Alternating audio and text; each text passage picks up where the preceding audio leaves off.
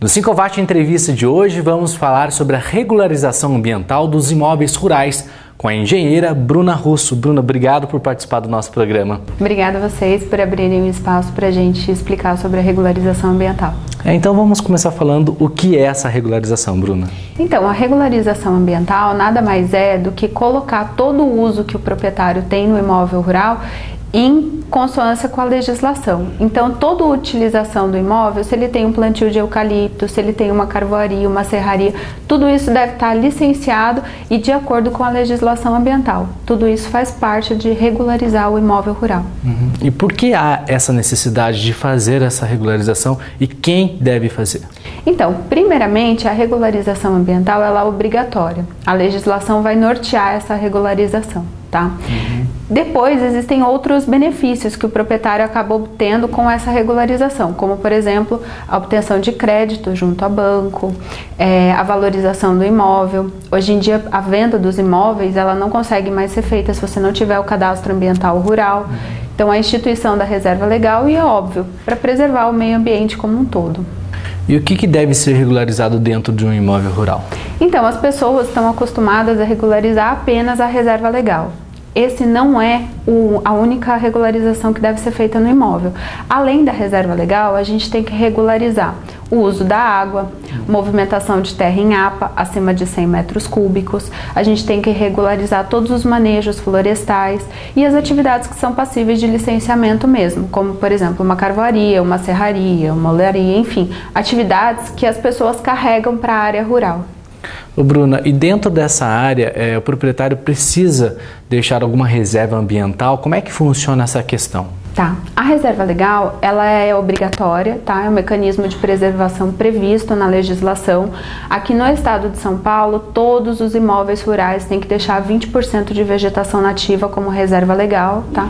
Essa reserva, ela tem que ter uma localização específica dentro do imóvel, ou seja, ela tem que ser constituída de vegetação, não posso colocar como pasto uma reserva legal.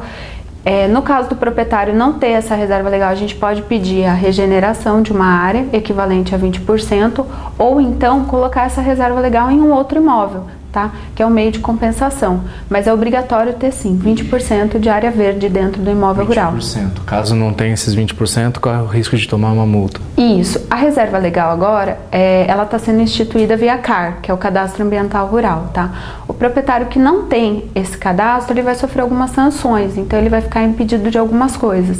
Então, é obrigatório sim inscrever junto do CAR a área de reserva legal. Como é que funciona esse cadastro?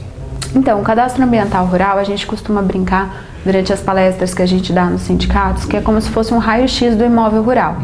Então, dentro do imóvel rural, a gente vai bater uma fotografia e vai dizer o quanto de área de preservação permanente tem, o quanto de vegetação tem, qual é o estágio dessa vegetação, se tem construção, se não tem, se tem ocupação dentro das áreas de preservação permanente. Tudo isso vai ser inscrito dentro do CAR, que é o Cadastro Ambiental Rural. Essas informações, elas servem para nortear um plano, né, um planejamento ambiental do município e também do estado. Todas essas informações, elas vão servir também de combate ao desmatamento. Então, o produtor, no momento que for fazer a inscrição, ele tem que estar muito atento quem vai fazer essa inscrição, como que essa inscrição vai ser feita. Porque tudo que é declarado no CAR, posteriormente vai ser comprovado.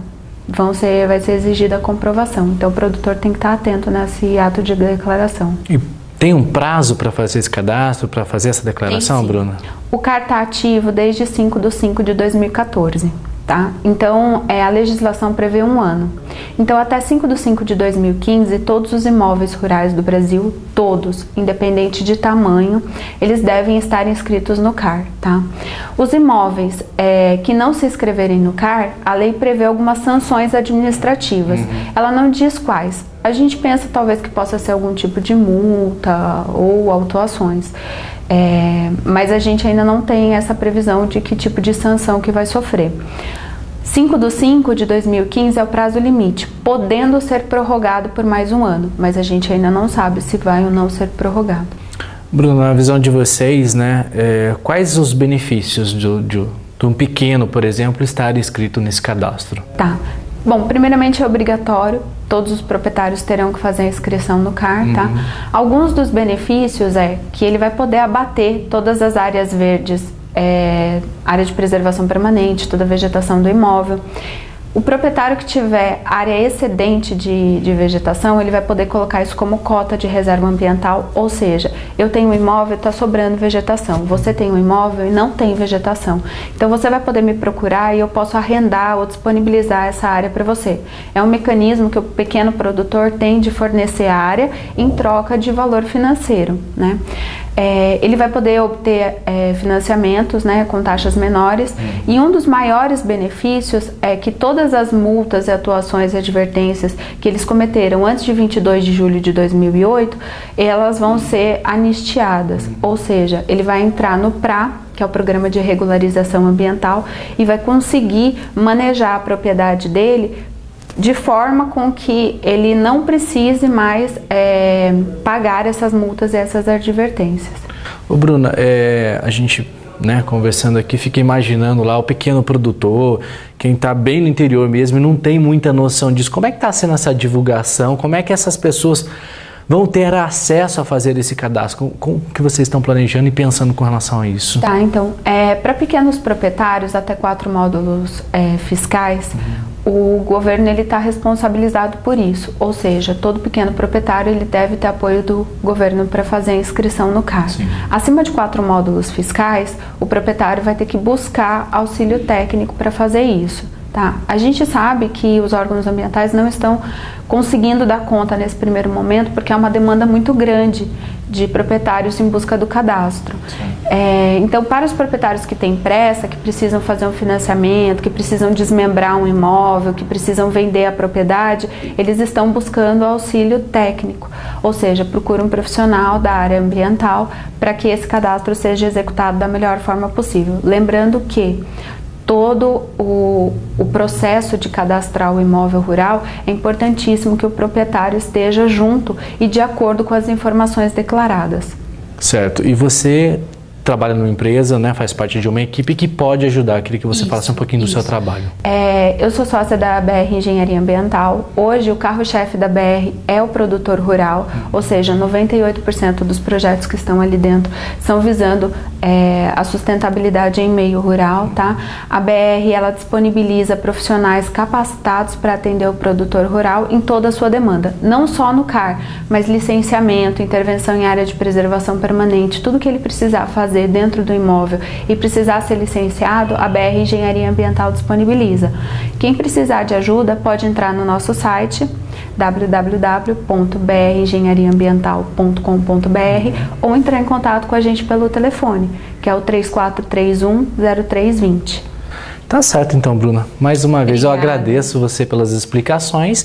E você que tem alguém conhecido, é bom ficar atento, porque agora vai ser lei, né, Bruna? Precisa fazer esse cadastro, mas tem um prazo, né?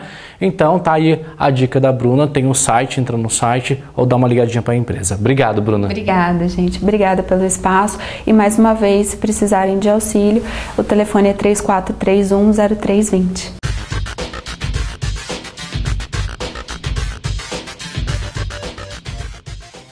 E o programa de hoje termina aqui. Você também pode conferir todas essas reportagens em nosso site, portal5watt.com.br. Nos vemos na próxima edição. Até lá!